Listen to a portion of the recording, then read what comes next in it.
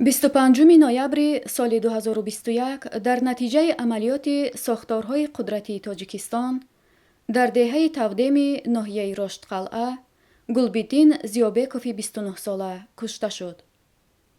вақте ки ҷисми ҳанӯз ҳам зиндаи ӯро кашон ба мошин бор карда бурданд, чанд нафар аз ҳамдеҳагон дунболи онҳо то бемористони марказии шаҳри Хоруғ омаданд. худи ҳамон рӯз мардум ҷисми беҷони Зиёбековро гирифта ба майдони марказии шаҳри Хоруғ омаданд, то аз ҳукуматдорон сабаби бо ин шева куштани ӯро пурсон шаванд. мардуми зиёде ки аз ноадолатиҳои мақомот дар Бадахшон ба ҷон омада буданд, ба эътирозгарон пайвастанд. ҳукумат ба ҷои шунидани дарди дили мардум ба сӯи тазоҳургарон тир холӣ кард. 3 нафар кушта ва беш аз 15 нафар захмӣ шуданд. тазоҳурот то 28 ноябр давом кард. барои расонидани талабҳои мардум ба ҳукумат ва назорати амалӣ гаштани онҳо, комиссияи 44 аз ҳисоби фаъолони ҷомеаи шаҳрвандӣ созмон ёфт. мардум пароканда шуданд, вале шарт гузоштанд, ки агар адолат тантана накунад, боз ҳам даст ба тазоҳурот хоҳанд зад. талабҳои асосии тазоҳуротгарон аз инҳо иборат буд: ба ҷавобгарӣ кашидани қотилони Гулбиддин Зиёбеков ва 3 нафари дигари дар тазоҳурот кушта шуда, таъқиб нашудани шахсони дар тазоҳурот иштирок карда, барқарор намудани интернет. бо гузашти чанд рӯз ҳукумат барои иҷро намудани талаботи тазоҳургарон иқдоме накард ва тавассути телевизиони Бадахшон маъракаи бадном намудан ва бе ҳукми додгоҳ ҷинояткор шуморидани Гулбиддин ва дигар шахсони намоён шурӯъ шуд. 1 декабри соли 2021 модари Гулбиддин Зиёбеков ба мардуми Тоҷикистон муроҷиати видеоӣ кард ва он иттиҳомеро, ки нисбати писараш эълон намуданд, рад кард. таъқиб ва фишор ба фаъолони бадахшонӣ на фақат дар Бадахшон, балки дар Русия ҳам шурӯъ шуд. 30 декабр варзишгари маъруфи бадахшонӣ Чоршанбе Чоршанбиев аз Русия ба Тоҷикистон истирдод шуд. баъди чанде сокини дигари Бадахшон Амриддин Аловатшоев дар Русия нопадид ва дар боздоштгоҳи Тоҷикистон пайдо шуд. бадахшониёне ки чанд сол пештар бо ҷурми майдаавбошӣ ҷазо гирифта буданд, як дар Тоҷикистон пайдо ва бо ҷурмҳои сохтаву бофта равонаи зиндон шуданд. ҳукумат аз масъулияти асосӣ, ки пайдо намудани омилони қатли Гулбиддин ва ба ҷавобгарӣ кашидани онҳову ба ин васила беҳтар кардани вазъи сиёсии Бадахшон буд, канор рафта, баръакс вазъро дидаву дониста нооромтар мекард. 19 январ бори дигар модари Гулбиддин ба мардум муроҷиат кард. ҳукумат ҳамоно чорае наандешид ва дархости модари Гулбиддин ва он 3 нафари дигар, ки хоҳони вохӯрӣ бо президент буданд, беҷавоб монд. комиссияи 44 дар муроҷиате аз Рустами Эмомалӣ хост, ки вазъиятро зери контроли худ гирад. рустам ва Эмомалӣ ҳамоно хомӯшанд. 4 марти соли 2022 ҳангоми ҳаракат дар маркази Хоруғ дар яке аз дидбонгоҳҳо ба тарафи автомашинаи Муҳаммад Боқиров тир кушоданд ва ӯ аз дасташ ҷароҳат бардошт. 31 март Манучеҳр Шеров, яке аз ёрони наздики Муҳаммад Боқир, боздошт шуд. 12 апрел яке аз ёрони дигари Муҳаммад Боқир, сокини маҳаллаи Бархоруғ, Хуршедшо Султоншоеви 38 сола, боздошт шуд. ӯро барои ғайриқонунӣ нигоҳ доштани силоҳ ва маводи нашъадор айбдор донистанд. 20 апрел коршиносони мустақили Созмони Милали Муттаҳид аз бархурди мақомот бо эътирозгарони бадахшонӣ изҳори нигаронӣ карданд ва дар як номаи дастаҷамъӣ аз ҳукумати Тоҷикистон хостанд, ки интернетро дар Бадахшон барқарор ва ба саркуби эътирозгарон хотима бахшад. 29 апрел Амриддин Аловатшоев аз рӯи 5 модда ба 18 соли зиндон маҳкум шуд. 13 май чоршанбеев ба 8 солу 6 моҳи зиндон маҳкум шуд. баъди ин бархурдҳои ҳукумат бо зодагони Бадахшон ва бо туҳмату буҳтон зиндонкуниҳои мардум барои хотиррасон кардани ваъдаҳои ҳукуматдорон 14 май дар шаҳри Хоруғ тазоҳурот карданд. тазоҳурот 16 май низ идома ёфт. то ин вақт ҳукумат ҳамарӯза тавассути телевизионҳои давлатӣ кӯшиш менамуд ки лидерҳои ғайрирасмии Бадахшонро сиёҳ кунад. ҳатто онҳоеро ки як вақт ҳукумат ба пойтахт даъват карда, гӯё бо ҳамин онҳоро бегуноҳ хонда буд. 16 май тазоҳурот идома ёфт. бар зидди эътирозгарон аз гази ашковар ва силоҳ истифода бурданд. 1 нафар ҳалок ва чанд кас захмӣ шуданд. 17 май вазорати корҳои дохила тавассути тамоми шабакаҳои телевизионӣ изҳороте пахш намуда, Муҳаммадбоқир Муҳаммадбоқиров, Алим Шерзамонов ва Улфатхони Маҳмадшоеваро аз саркардагони гурӯҳи ҷиноятӣ эълон кард, ки гӯё онҳо дар эътирози 16 май дар Хоруғ даст доранд. дар асоси ин изҳорот рӯзи 18 март Холбаш Холбашев ва Улфатхони Маҳмадшоева боздошт шуданд. 17-18 май як гурӯҳ ҷавонон дар ноҳияи Рӯшон пеши роҳи колонияи ҳарбиеро ки ба тарафи Хоруғ ҳаракат мекард, бастанд. 18 май ҳукумат аз шурӯи амалиёти зидди террористӣ дар ноҳияи Рӯшон хабар дод. 19 май 21 ҷасади ҷавонони кушташудаи ноҳияи Рӯшонро бо чеҳраҳои шинохтанашаванда ва бадани пур аз осори шиканҷа ба хонаводаҳояшон доданд.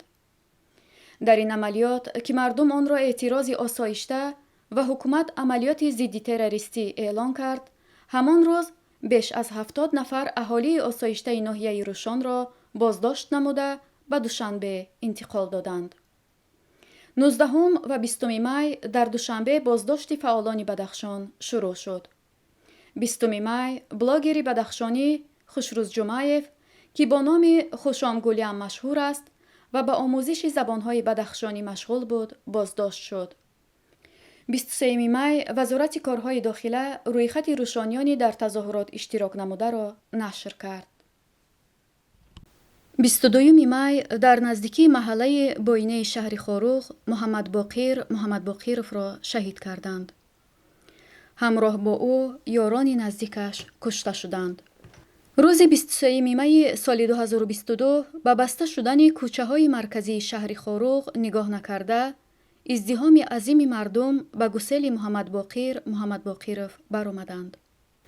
тири ҳукумат бо террорист муаррифӣ кардани Муҳаммадбоқир хок хӯрд ва ӯ ҳамоно маҳбуби мардум боқӣ монд. террори ӯ дар сархати расонаҳои машҳури ҷаҳон ҷой гирифт. 11 июн лидерони ғайрирасмии Бадахшон Толиб Айёнбеков, Мунаввар Шанбиев ва Ниёзшоҳ Гулобов боздошт шуда ба Душанбе интиқол ёфтанд. ҳамчунин Эмомназар Шоҳширинов ва Муслим Шерзамонов бо 8 нафари дигар дар ин рӯз боздошт шуданд. 12 июн дар маҳаллаи Тирчиди шаҳри Хоруғ амалиёти навбатии ҳукумат сурат гирифт, ки дар натиҷа Хурсанд Мазоров ва Зоир Раҷабов ба қатл расиданд. баъди боздоштҳо ба қавли худи мақомдорони ҳукуматӣ чистка дар постгоҳҳои роҳи байналмилалии Хоруғ Душанбе назорат хеле пурзур шуда, ҳар бадахшоние ки ба самти Душанбе мерафт, аз контроли сахти сарбозон мегузашт. тамоми ашёи мусофирон тафтиш шуда, телефонҳои ҳамроҳ аз санҷиши ҷиддӣ мегузаштанд, ки мабодо акс ва видеое надошта бошанд. ҳамчунин ҷавононе ки ба нияти муҳоҷират сафар мекарданд, махшӯӣ шуда онҳоро метарсонданд, ки дар бораи ҳодисаҳои Бадахшон чизе нагӯянд ё нанависанд, вагарна хонаводаашон зери фишор қарор мегиранд ва худашон ба ҷавобгарӣ кашида мешаванд. дар тарсу ҳарос нигаҳ доштани мардуми Тоҷикистон ва барои писари мухолифаш ба 6 сол паси панҷара равон кардани Шоҳида Маҳмаҷоноваро дида, мардум нисбати воқеаҳои Бадахшон камтаваҷҷӯҳӣ зоҳир менамуданд. аммо дар ҷомеаи байналмилалӣ ба воқеаҳои Бадахшон бархурди ҷиддӣ сурат мегирифт. аз ҷумла Human Rights Watch дидбони ҳуқуқи башар 7 феврали соли 2022. Frontline Defenders 29 июни соли 2022. сафирони кишварҳои ғарбӣ дар ҷумҳурии Тоҷикистон 18 майи соли 2022. парлумони иттиҳоди Аврупо 6-7 июли соли 2022 дар ин замина изҳорот пахш карданд.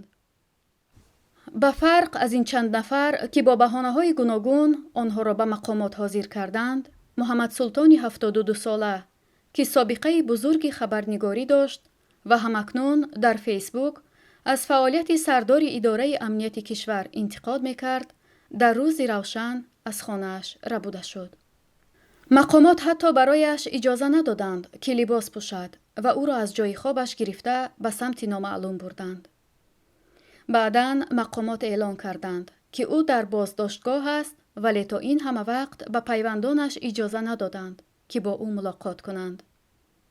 чун дар бораи шоҳида Маҳмадҷонова хотир расон кардем, бояд гуфт ки ба ин модар 3 феврали соли 2022 аз мақомоти корҳои дохилии шаҳри Ваҳдат занг зада гуфтанд ки барои гирифтани телефонаш ки онро қаблан кормандони ин ниҳод аз дасташ гирифта буданд биёяд. бо ҳамин ӯро боздошт намуданд ва ҳатто ба хонаводааш нагуфтанд ки дар куҷост. бо ин шева хабарнигорон ва блогерони тоҷик Далер Эмомалӣ ва Абдуллоҳ Ғурбатӣ ки аз камбудиҳои ҷомеа мегуфтанд, боздошт шуданд. Далер Эмомалӣ қаблан ба хабарнигорон гуфта буд ки дар ҳукумати ноҳияи Шоҳ Мансур мавриди шиканҷа қарор гирифтааст. Далер мавриди зӯроварии корманди мақомот қарор гирифт, лек ҳукумат ин бадрафторӣ ва берун рафтан аз ваколати хизматии кормандони мақомотро нодида гирифта, баръакс Абдуллоҳ Ғурбатиро ба итоат накардан ба корманди мақомот ва зӯроварӣ муттаҳам кард. парвандаи ин ду нафар ба додгоҳ нарафта, ду хабарнигори дигар Завқибек Саидаминӣ ва Абдусаттор Пирмуҳаммадзодаро ки бо Далер ва Абдуллоҳ ҳамовоз буданд, бо ҳамон шевае ки шоҳида Маҳмадҷоноваро боздошт карда буданд, боздошт гардиданд. чанд рӯз пеш дар нишасти хабарӣ ҳам раиси суди олӣ ва ҳам вазири корҳои дохила эълон карданд ки ин хабарнигорон бо созмонҳои дар Тоҷикистон мамнӯи Ҳизби Наҳзати Исломии Тоҷикистон ва Гурӯҳи 24 ҳамкорӣ доштанд. боз ҳам ҳамон иттиҳоме ки ҳар нафар дар Тоҷикистон ҳарфи ҳақро гуфт, ба ҳамкорӣ бо ин созмонҳо айбдораш мекунанд. ҳарчанд Ҳизби Наҳзати Исломии Тоҷикистон аз соли 2015 расман фаъолият надорад. аҷибаш ин аст ки мақомот то ин вақт ягон ҳамлагар ва қотилро пайдо накардааст, мисли омилони куштори Гулбиддин Зиёбеков ва дигар нафарони бегуноҳ. лек хеле зуд муайян намуданд ки ин хабарнигорон бо гурӯҳҳои террористӣ алоқа доштаанд. оё ин ҳама фармоишӣ ва саркӯб намудани фаъолони ҷомеа барои сухани ҳақ нест? оё ин ҳама ҷиноят ки аз ҷониби ҳукумат анҷом дода мешавад, бояд беҷавоб монад? ин ҷинояткоронро кӣ бояд ба ҷавоби шартӣ кашад? кӣ бояд ҳаққи мардумонро аз золимон бигирад? албатта миллат. чун кас нахорад пушти ман, ҷуз нохуни ангушти ман.